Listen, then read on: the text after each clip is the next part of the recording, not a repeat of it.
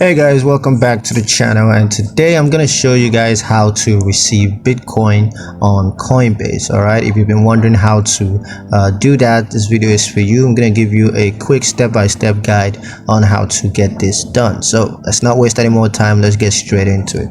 Now the first thing you're gonna do is to log into your Coinbase account.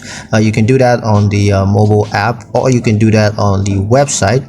And once you're logged into your account, you just want to go to the Accounts tab, and then you're going to select the Bitcoin wallet, and then you're going to click on Receive.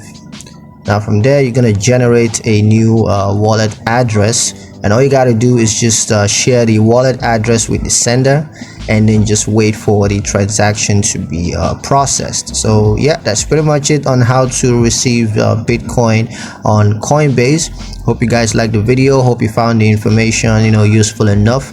If you did, like the video, comment down below, let me know what you thought. Share the video with your friends and subscribe to the channel if you haven't done so already, and I'll see you guys in the next one.